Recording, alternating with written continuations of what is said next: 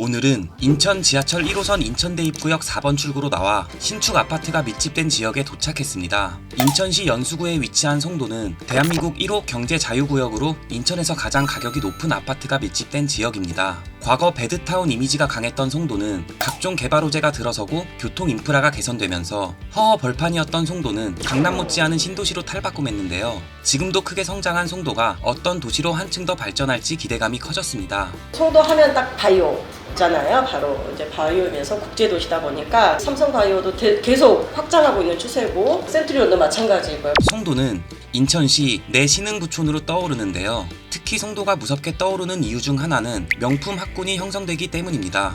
물론 서울 강남과 목동에 비하면 아직 한참 부족하죠. 하지만 최근 학원가와 명문학군이 들어서는 송도의 성장세는 무시할 수 없습니다. 체드윅 송도국제학교와 자립형 사립고인 인천포스코고등학교, 인천과학예술영재학교 등이 잇따라 개교하면서 학부모들의 이목을 집중시키죠.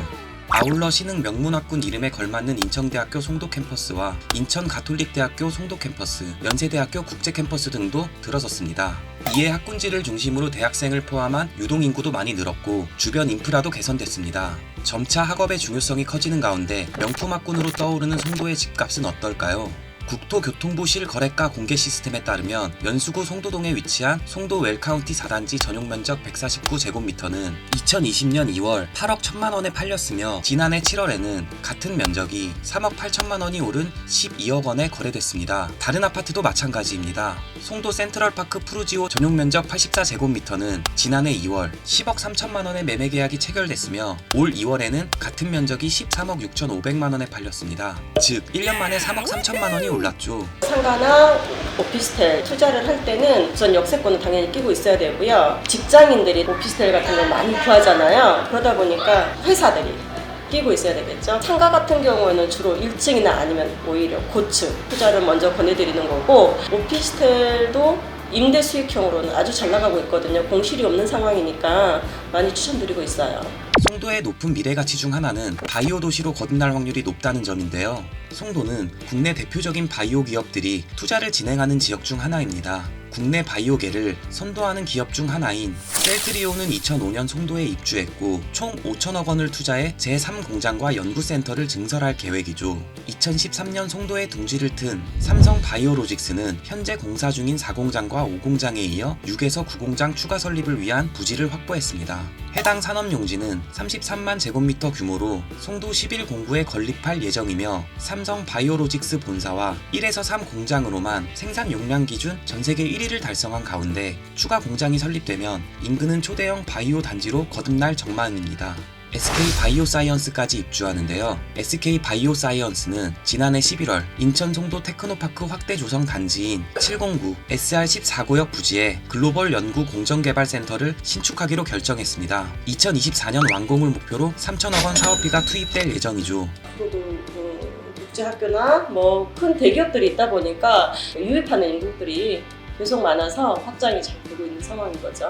박남춘 인천시장은 인천시는 송도 바이오헬스 클러스터 조성 등 글로벌 바이오 도시로 성장하기 위해 노력한다며 국내외 바이오 원부자재 기업을 적극적으로 유치해 인천을 명실상부한 세계적인 바이오 거점 도시로 만들겠다고 말했습니다. 인천은 서울 도심으로 이동하는 교통편이 불편하다는 게 큰 단점으로 꼽히죠. 연수구에 위치한 송도도 마찬가지입니다. 하지만 유일한 단점으로 평가되는 교통 인프라가 크게 개선될 전망인데요. 수도권 광역 급행철도 노선이 들어서기 때문입니다. GTX-B는 인천대 입구역 일대 송도역에서 남양주 왕숙지구를 지나 평내 호평역, 마성역까지 이어지는 총 82.7km 길이 노선입니다. 착공 예정 시기는 2023년, 개통 예정 시기는 2029년이죠. 해당 노선을 활용하면 인천 송도에서 서울역까지 21분 만에 도달할 수 있다고 합니다. 올해 개통 예정인 19.8km 규모 제2순환고속도로까지 들어서면 직주 근접이 실현될 전망입니다. GTX 노선과 연계한 철도 서비스인 송도트램도 들어서는데요. 인천시는 지난 14일 송도트램 도입을 위한 용역 연구에 착수했습니다. 송도트램은 인천 1호선 송도달빛축제공원역부터 인천대 입구역, 연세대학교, 지식정보산업단지역을 순환하는 노선입니다. 30개 정거장과 차량기지 한 곳 23.6km 규모로 조성될 예정입니다. 사업비는 4,429억 원으로 2026년 완공될 예정이죠. 교통호재 외에 주거 환경을 한층 높이는 편의시설도 큰 호재입니다. 현재 송도 센트럴파크를 중심으로 롯데마트와 코스트코, 커넬워크, CGV 등이 들어섰는데요. 송도 테크노파크역은 현대 프리미엄 아울렛과 홈플러스가 인접하고 있습니다. 또 인천대입구역 인근 19,587제곱미터 부지에 이랜드몰이 설립될 예정입니다. 해당 건물은 최고 33층 규모로 업무와 판매, 호텔 등 편의시설과 200개 브랜드가 밀집된 쇼핑몰로 조성되는데요. 아울러 84,500제곱미터 대규모 롯데몰과 59,600제곱미터 부지를 활용한 신세계 백화점도 들어섭니다. 이처럼 송도의 편의시설이 밀집된 상업용 부동산은 수많은 유동인구를 확보할 수 있기 때문에 좋은 투자 방법으로 고려할 만한데요. 일반적인 상가는 요즘에 분양가가 좀 많이 세잖아요. 세다 보니까 수익률이 많이 높은 편은 아니에요. 4% 후반대에서 5% 이제 고층이 돼야 6%대를 볼 수가 있는데 투자 수익률을 회수하는 데 있어서는 상가는 분양가가 워낙 세서 좀 시간이 많이 걸릴 것 같고 월세 수익형으로 많이 접근을 하셔야 되겠죠.